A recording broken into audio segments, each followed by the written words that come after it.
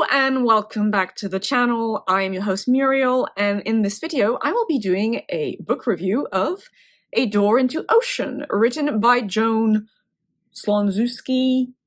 I'm probably not pronouncing that correctly, apologies, but that's my best guess. A Door into Ocean being a science fiction novel, I would even argue utopian science fiction novel, published in 1986, which features an all-female society, and what's more, an all-female amphibious society, or semi-aquatic society, because they live on an ocean planet, or an ocean moon in that specific case. I decided to read this book because of what I just said, an all-female society on an ocean moon planet. Okay, that's already cool from a world-building standpoint, and because it was presented as feminist sci-fi and then utopian sci-fi, so that's already not exactly run-of-the-mill. And the way I heard about it, it must have been one of those times I went on the internet, or on Reddit more specifically, to look for that kind of literature, because that's my jam. I love the works of Ursula K. Le Guin. I love The Gate to Women's Country, written by Sherry S. Tapper. I've thoroughly enjoyed Women on the Edge of Time, written by Marge Piercy, and I wanted a bit more of that. And it's actually pretty hard to find. And that book popped up as a suggestion, so I was like, all right, why not? I had seen that maybe the book might veer into, I don't know, gender essentialism, so I don't know. Basically, since I've been burned so many times with books that are presented as feminist in theming or in world building or as female-centric, I'm always a bit suspicious these days. So I went in with no expectations or very low expectations, and was just kind of like, okay, I'll try it at some point. Because I also got it a couple years ago. It was just on my TBR, but then this year I decided to go ahead and read it. And I'm very happy to say it was a very pleasant surprise. It was actually a very good novel. Really thoughtful, thought-provoking, engaging, and so I wanted to talk about it to spread the word a little bit, as it were. The story of A Door into Ocean takes place at some point far into humanity's future. Think the kind of setting of a space opera. Basically, humans were very technologically advanced. These humans are referred in text as being back in their own past, like 10,000 years before the actual story. You had these very technologically advanced humans who'd gone and colonized various bits of space. I think they're referred as prime humans, so okay. They colonized a bunch of different worlds, and a shit ton of nuclear warfare happened, is what you're led to kind of guess. Again, nothing super explicit is ever mentioned, but that's what you're led to understand, basically. And then out of that arose a centralized pan-galactic human governing entity called the Patriarch. Now, again, it's not really much of a spoiler because you don't really learn much about it ultimately. This Patriarch seems to be an AI, a computer intelligence, and it's the central government and governing entity. And this presumably was created to ensure humans would stop nuking themselves into oblivion. So a lot of these original worlds, colonized worlds, were lost, and then the remaining human worlds, I think they number 96, that's mentioned at one point in the text, they're all administrated ultimately from this Patriarch figure, who is also sort of worshipped as a god. It's kind of like an AI god emperor, kind of. And it has envoys which kind of go around all the planets to make sure everything is above board and administered correctly. I don't think it's outright, authoritarian dystopian levels of bad everywhere, but yeah, there's a tight control on what humans can do with technology, who gets nuclear power, and things like that, etc. With that, we have the planet Validon and its moon, Shura. Shura is an ocean moon. There are no emergent land masses on this moon, and on Shura live the Shurans, or rather as they call themselves, the Sharers. And the Sharers are all female. They're an all-female variant of Homo sapiens. They have access to very advanced biotechnology, bioengineering, and their bodies themselves have been modified through biological engineering throughout the ages. They've been living there, it's told, for 10,000 years. So presumably at one point the primes came to Shora and decided to settle there and then create a utopian society. And at one point they lost all their men. So now they're all female and they're somewhat amphibious. Amphibian, I'm not actually sure what the right adjective is for this, but they can stay underwater very long. They don't actually breathe underwater. They're still mammals, right? But they have modifications in their blood, or they have symbiotic bacteria that allows them to retain or extract more oxygen, so they can stay underwater for like 15 minutes at a time. They have fins between their fingers and toes, which presumably mustn't have been that difficult to do because we're all kind of born with that in any case, and it's actually cell death in utero that removes it. And actually, I'm pretty sure even today there are babies that are born sometimes with a bit of webbing that wasn't deleted through apoptosis. Also, their skin is a purplish, very dark purple color, and that's because of this symbiotic bacteria they have in the dermis, presumably, that allows them to have more oxygen circulating when they're underwater and things like that. So they are very well adapted to their heavily aquatic environment, but they also live above water. So they don't actually live like seals or dolphins, they're still primates. They live on these incredible natural rafts on the ocean. And obviously I'll go into more details with the world building in a bit, but just to give you a general idea. And their society is incredibly pacifistic and has, utopian aspects, and they live in harmony with their environment and things like that. But so they are a moon to the planet Valadon. Valadon, for its part, is firmly a member of the Galactic Human Empire. Is it referred to as an empire? I believe so. Shora is not. That's another thing. Shora has remained isolated for about 10,000 years, with no contact with the outside universe or other aspects, descendants of humanity. But they are the moon of Valadon. Valadon is just kind of like, I mean, it's not dystopian, it's mildly authoritarian, it's a heavily stratified, hierarchical society, there's capitalism. I'm not really sure there's patriarchy as such. I'll come back to this though, but they're kind of like human beings as you could imagine them today, right? There's war, there's colonialism, there's commerce, there's advanced technology, but there are poor people, and then, different strata to society. And there's a heavy rock theme. Everyone has a name that is some sort of gemstone or a type of rock. And the planet is administered by, again, a central authority, although I think there are different countries on this planet, 3 different countries, or at least subculture civilizations, and they are all centrally administered by I can't remember the specific title, doesn't matter, but a central authority. But then they themselves are under scrutiny from envoys from the Patriarch, which is the central human authority for this empire.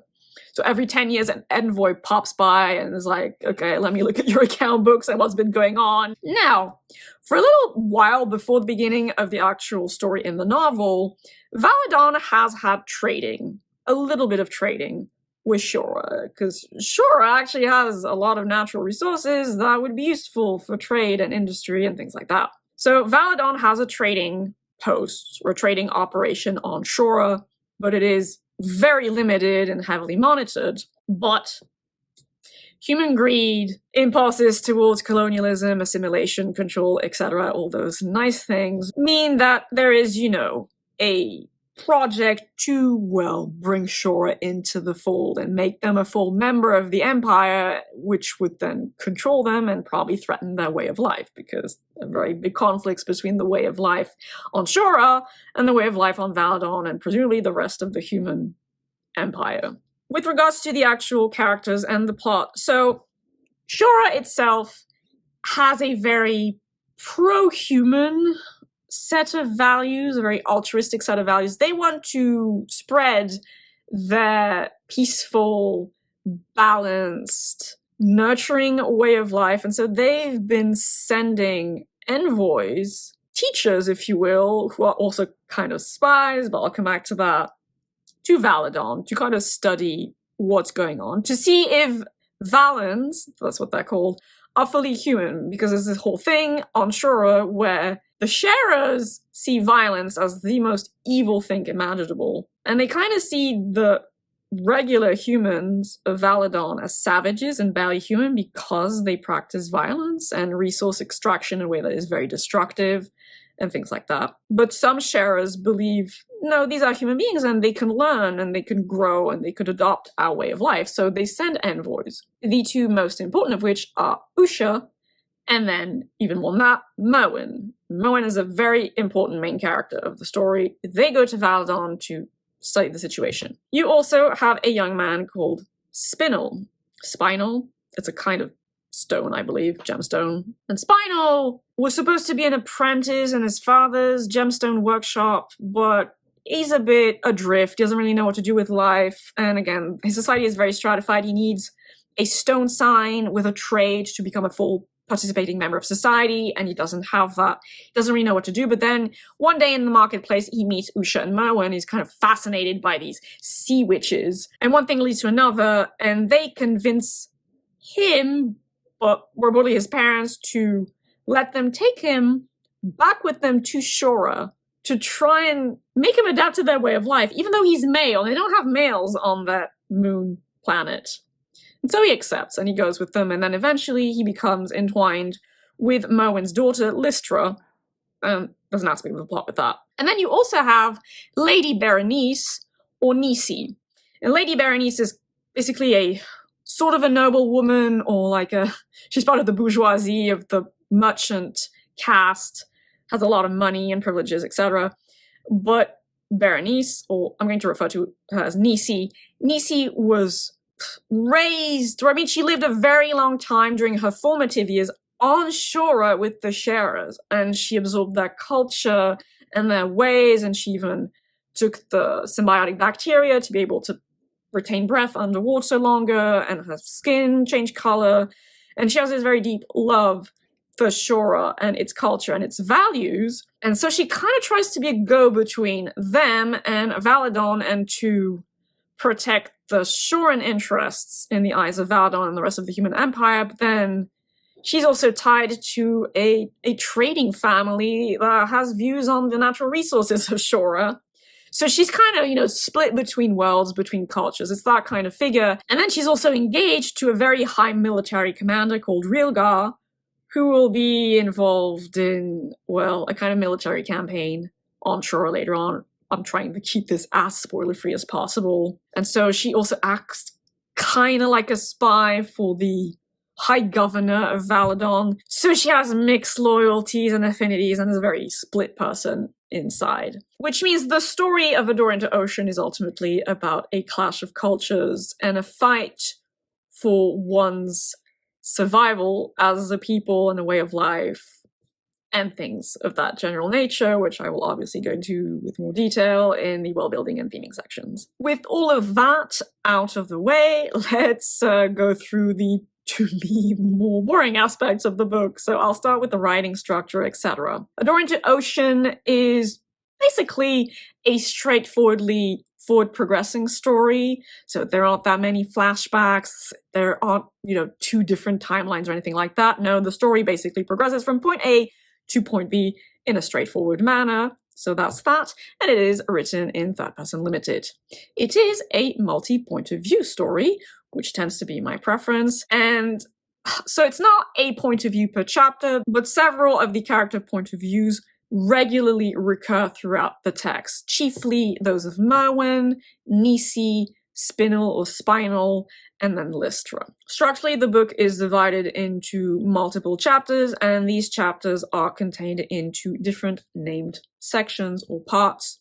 I tend to like that. I don't know, it adds a little extra narrative or thematic or contextual flavor, so for me, that was a little plus. Prose-wise, I thought Joan Slonczewski, again, sorry if I got that wrong, was quite pleasant overall. It had a really nice fluid quality, and it just, it felt balanced with regards to character dialogues, inner character thoughts, or descriptive passages, which were very much also, necessary to bring Ashora's world to vivid life. I do want to stress this. The world building was just beautifully illustrated by the author's prose. It all came to beautiful life for me. It was very easy to picture, imagine. So, yeah, good prose. Not the thing that stood out the most to me, but certainly pleasant enough to make it a good, fluid, and evocative reading experience. I'd say Adoring Ocean had actually pretty good character work, which once again, I don't know,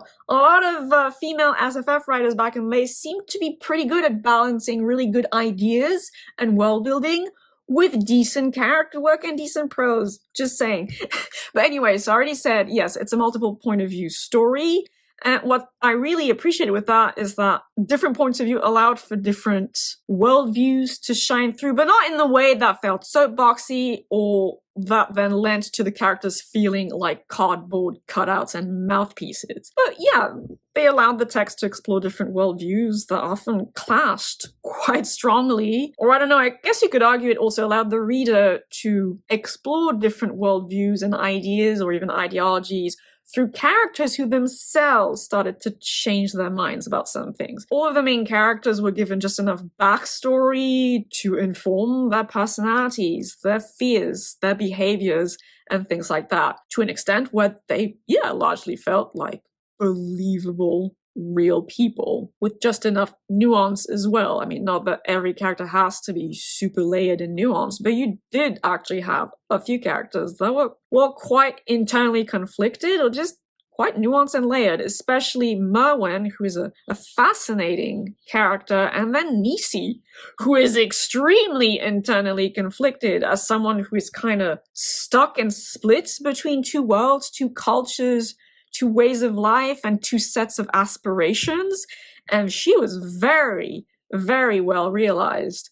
I mean, I had a lot of compassion for this character. She's a difficult figure in the grander scheme of the story. But then Merwin, too, was a very interesting character to follow and study in a way, which also then means that there was a pretty nice array of different and differing personalities in the narrative, which then also helped, once again, to convey different worldviews or people just changing their worldview a little bit or a lot, or then going back to a previous worldview and things like that. Now, this wasn't always 100% the case. The character work wasn't perfect either. I did have a bit of an issue with the story's main antagonist, or rather the representative and locus of the story's antagonistic faction. That's how I'm going to put it. So Rilgar, Nisi's fiance, who's a military leader, was a teensy bit more black and white, but even then, he actually displayed a bit of nuance, and you could still understand his character motivations, even if he was a bit more straightforwardly like the bad guy. The last thing I want to say about that is that all the characters felt,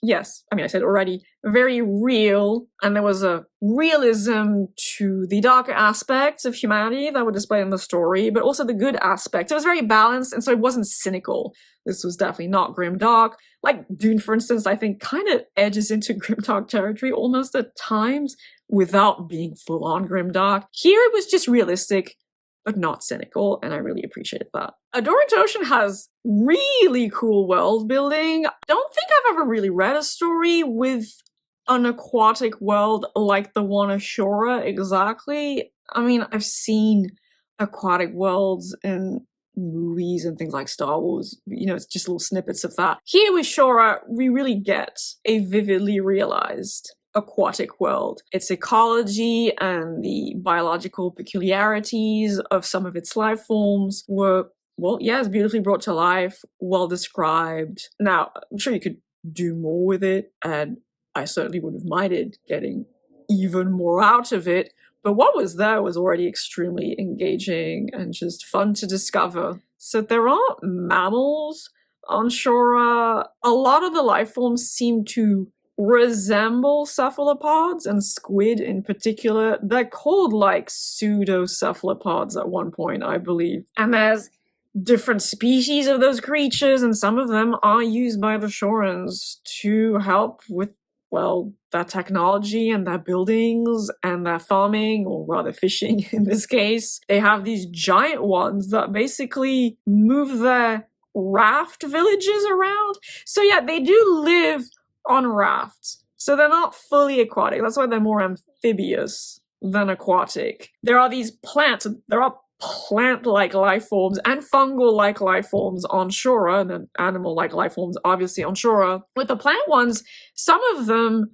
are these like seaborne seed pod things, and then they just grow wood, is how I understood it.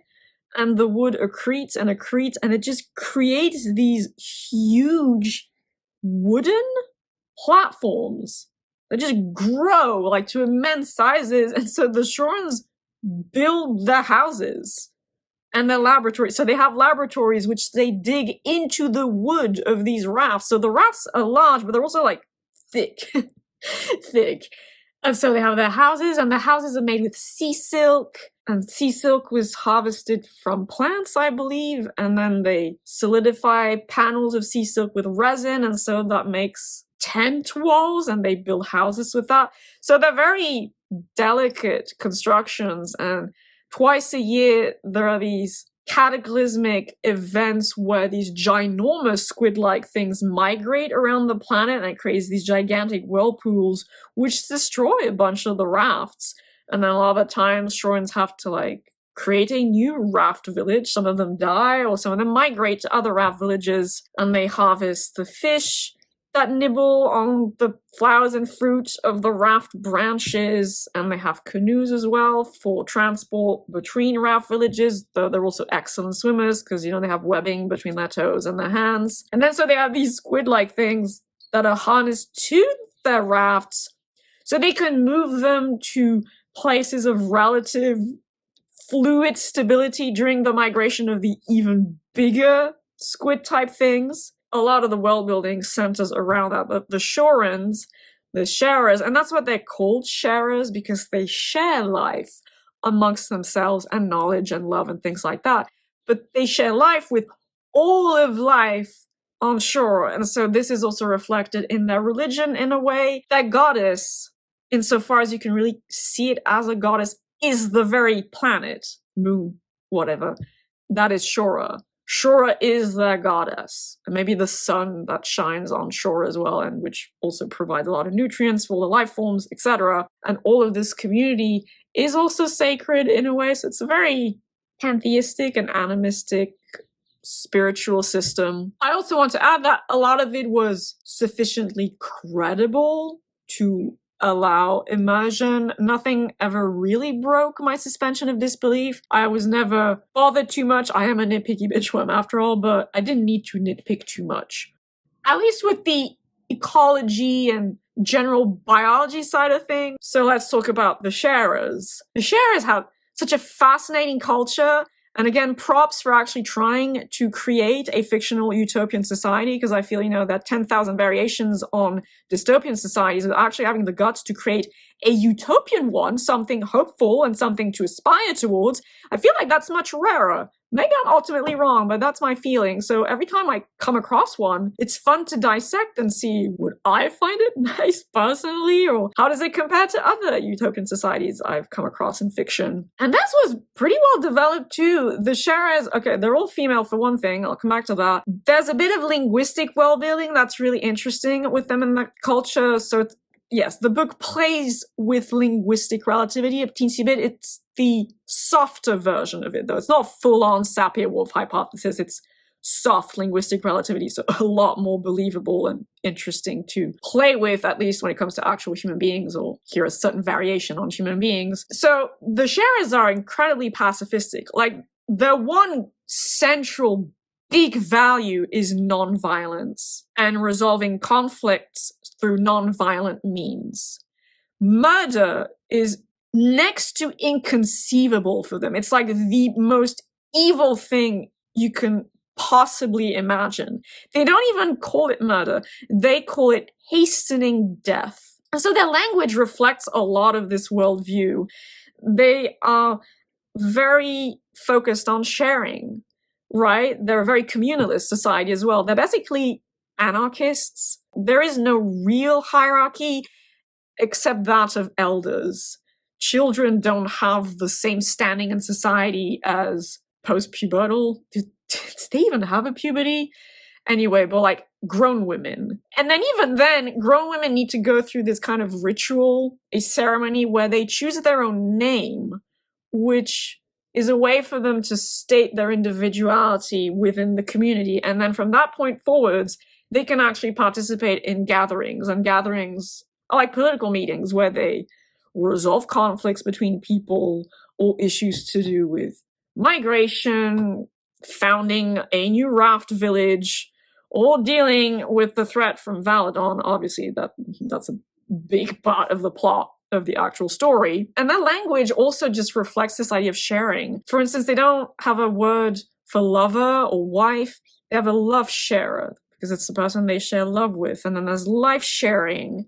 There's learn sharing. That's teaching, basically. And a lot of their verbs are kind of double-sided. You'll have the same verb for, like, learning and teaching, to the point where some of the Valen characters are like, how do you make sense of this? Like, the way a language works, everything is included in the action-reaction equation, so how do you know what is doing what? And also, isn't it kind of ridiculous if you say, I fell on a rock and the rock fell on me? Like, the rock doesn't have I'm exaggerating. The rock doesn't have agency. Like, that doesn't make sense. But in the language, in the worldview of the Sharers, it makes sense that everything is linked.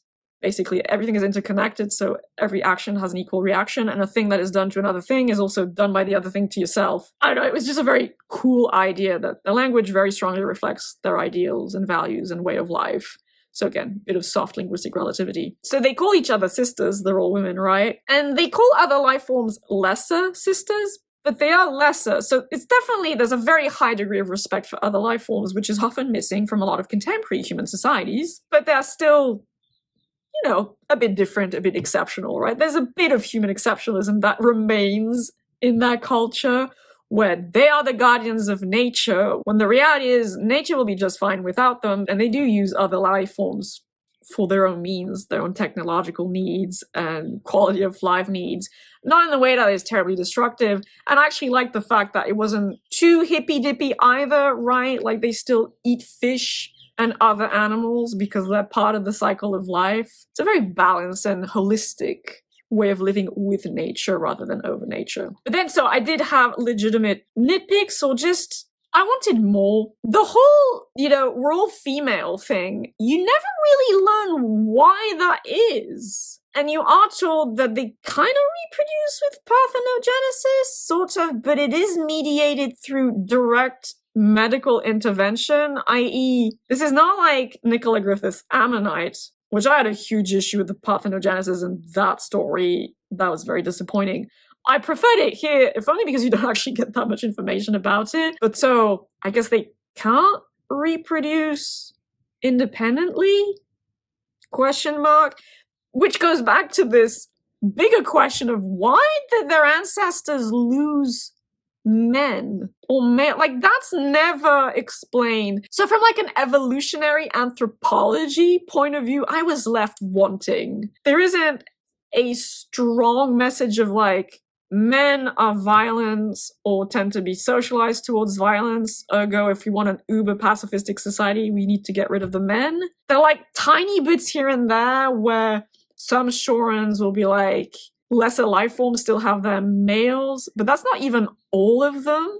They're just more confused by male freaks, so male human beings. But they don't really seem to think about it that much either. It's just kind of a given for them that they're all sisters and just an all-female variant of human beings. I mean, for them, that's actually the standard way of being human, and they doubt the humanity of the regular Homo sapiens is. But beyond that, I'm kind of like, just, but why? But I'll get back to this with the theming, and then a little note after the theming. So a lot of the theming revolves around the idea of non-violence and how far you are willing to go to defend that way of life. And a utopian way of life in general, I guess, but here really around the idea of non-violence, because this is such a recurring question throughout the story. The way of life of the Sharers is heavily threatened by Valadon and the people they send to Shora. and there is a conflict and a kind of war that happens in the story,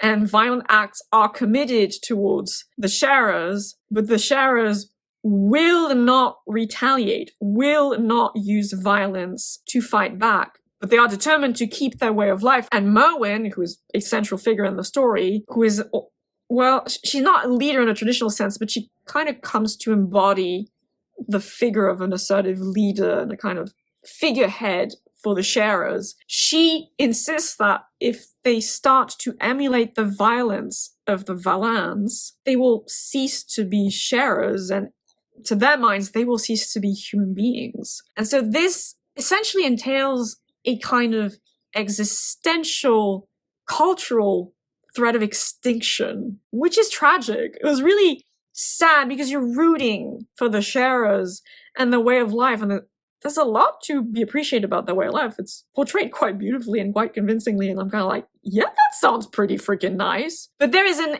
inflexibility to it that then asks the question, is inflexibility the right way to go, even if your way of life is so much better for everyone involved? Or do you need to be still able to adapt a little to changing circumstances? There's a kind of an idea of like adaptability versus ideological purity and rigidity, even if that ideology is beautiful and worth preserving. There are times I wanted to scream at the characters, like, you might need to bend a little, because if you don't bend at all, your entire way of life might break and be disintegrated and lost to the oblivion of time. Because a lot of these ideals, a lot of these utopian propositions tend to work very well in isolation or with small populations, but then what do you do when that is confronted with the rest of the world and with other cultures and political systems and societal systems which are predicated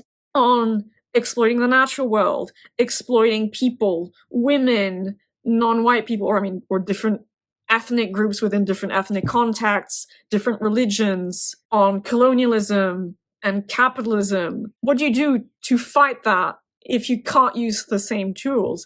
And there's this idea that the master's tools will never dismantle the master's house. And here it's not even quite that, because they have been living in peace as pacifistic anarchists in harmony with their environment for about 10,000 years, or at least that's what you're told. And that's a problem because they don't even understand what the master's tools are. They're not capable almost of understanding things like patriarchy, colonialism, capitalism, militarism. Those things are fundamentally alien to them, and it might just destroy them because of that.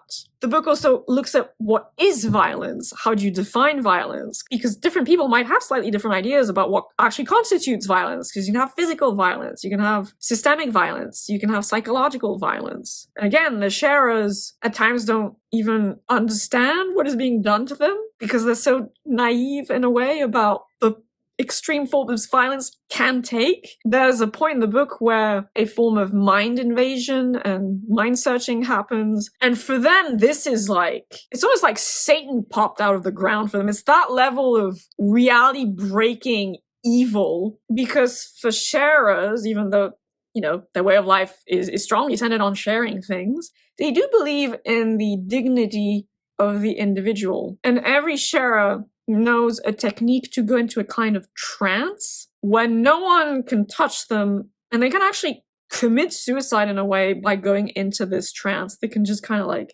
retire inside of themselves and then eventually just leave their body and die and go to the afterlife. Well, they have a belief in the afterlife actually, and reincarnation kind of. And so for them, there is a fundamental value to the inviolability of the mind, but then the Valans have mind-delving techniques, and that is just, they are like horrified by this. To violate the mind, to rape the mind, for them is actually worse than raping the body, because there's also experiences of rape. They can protect themselves against rape, and they can protect themselves against beatings and things like that because they have this capacity to kind of retreat inside of themselves and go into trance. They can tolerate very high levels of physical pain, and that's one of their strengths, actually. And fear. They don't experience fear like normal human beings, probably in part because they have had such a pacifistic society. So there is no reason to fear other people like most human beings would. They can have a fear of, dying to environmental reasons, being eaten by a wild animal or through a storm, but that's part of the cycle of life and death. So for them, it's not a big deal. It's not an existential threat like the cruelty of other human beings can be, right? But then when they learn that their very minds can be violated, that starts to terrify them. This ties into a broader consideration of political and societal systems. They are anarchists. They don't really have hierarchies, certainly not rigid ones or ones based on oppression and exploitation. They are, pretty much a utopian society, or a proposition of a utopian society, and they live in harmony with their environment to a very large extent. I talked about them being quite naive because they've been isolated for so long, and so they don't understand systemic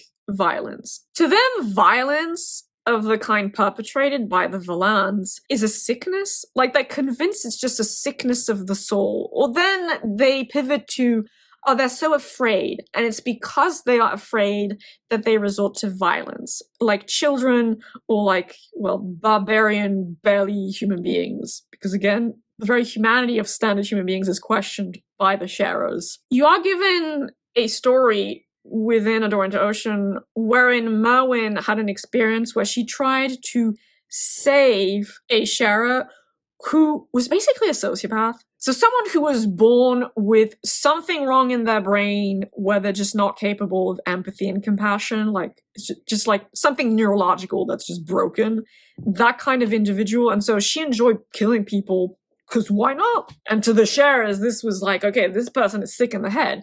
In that case, yeah, kind of. You could call it that, right? A neurological disorder. And they have a way of caring for the mentally ill that involves a lot of isolation and then trying to talk to people and resolve conflicts through communication, those kinds of things. And when they punish others, there's no physical violence or overt psychological violence. They'll also employ a kind of ostracism or a temporary form of ostracism where they'll isolate an individual on a little offshoot raft from the village, and then they'll bring them food and then come to them and try to talk it out and basically have therapy with them, right? So that's the only real understanding of violence within their society.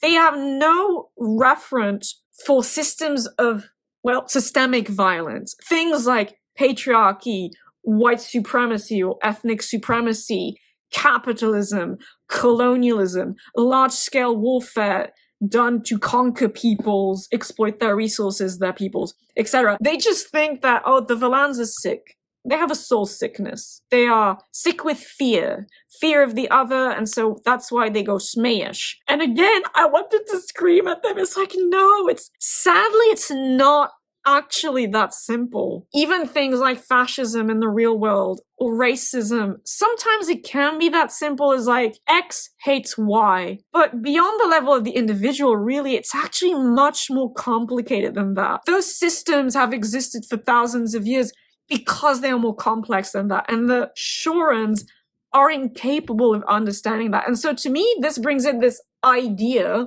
I don't know if it's a thread of theming as such, but the idea that fundamentally you need to understand something to fight it. In this case, to fight something like an oppressive system. Again, capitalism, colonialism, patriarchy, white supremacy, what have you. You need to understand why it exists and how it has managed to maintain its existence throughout time. If you don't understand that, you will not be able to fight it effectively. And that's why the sharers are at such a huge disadvantage. They've been isolated for so long. They don't have this understanding of sociology, of group psychology, of ideology, of political science. It's just beyond them in a way. Not that they don't have the intelligence to understand it ultimately, but it's like the cultural divide is so huge. It's near impossible to bridge it, but both ways. Like the Valans obviously don't understand all these fucking women living in peace on a water world. The fuck? And they're all purple and they have fins and shit.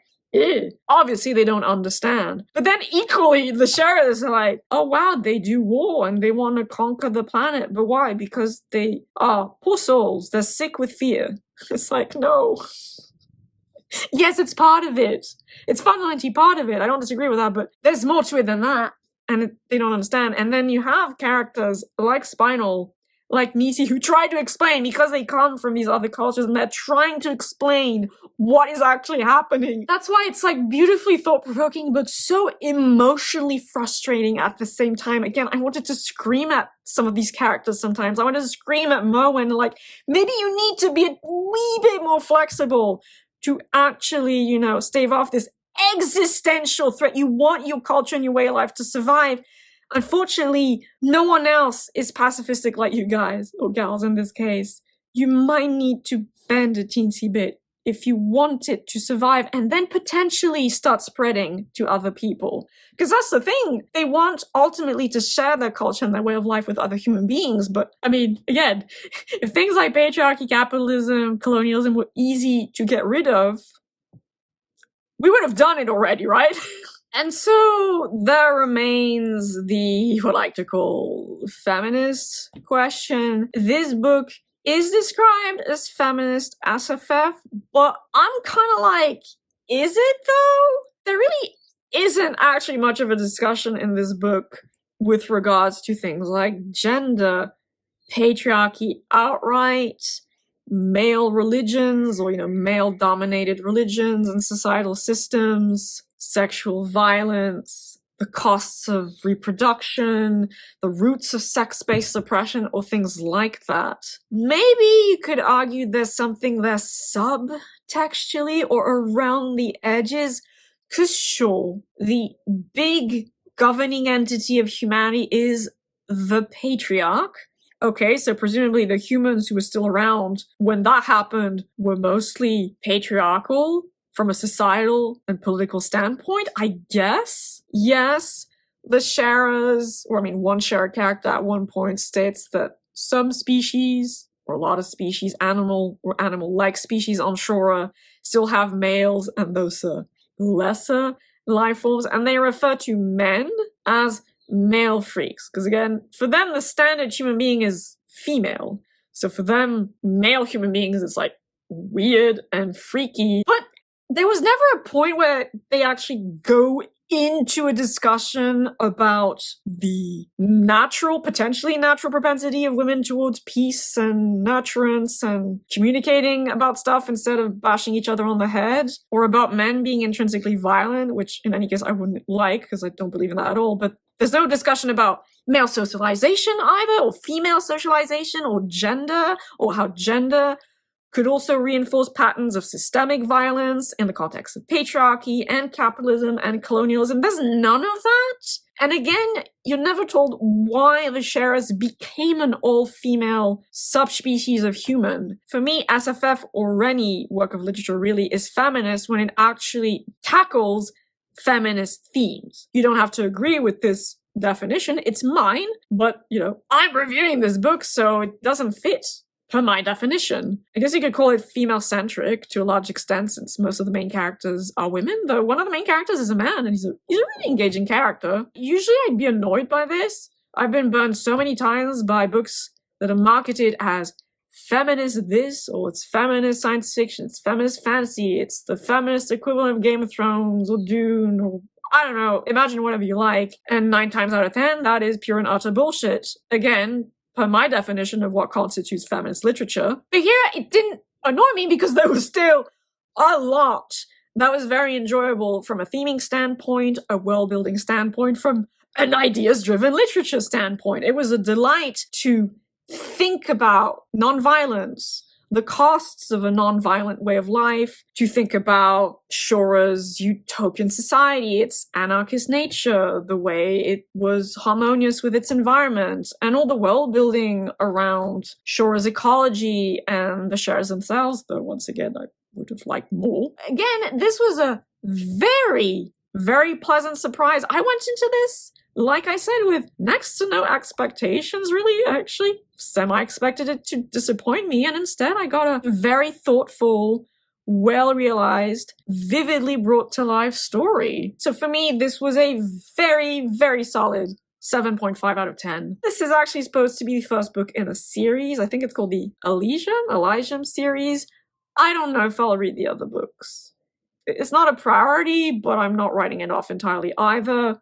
We'll see. But just this one on its own, I would recommend. If you enjoyed The Gate to Women's Country, Women on the Edge of Time, The Dispossessed, well, The Left Hand of, well, I mean, if you enjoy Le Guin, I guess, as a whole, but The Dispossessed and then Always Coming Home specifically, since those are about utopian societies, at least in part, or utopian propositions, as I like to call them. If you enjoyed all of these works, a little, a lot, and you just kind of like that kind of literature, which has a focus on speculative anthropology, in this case, speculative ecology as well, and themes of pacifism, anarchism, eco-utopianism, a mix of all these things, obviously. Honestly, check it out. So on that very final note, I hope you found this review interesting, engaging, entertaining, or just, a pleasant way to kill some time. That's perfectly good too. If you've read it and you'd like to share some thoughts, please do so in the comments down below. Or if you're interested in reading it now that I've talked about it at length. But yeah, on that very, very final note then, I hope you all have a lovely day, evening, whichever time of day you prefer. Please do take good care of yourselves. Thank you for watching, and I shall see you all reasonably soon in another video. But until then, bye-bye.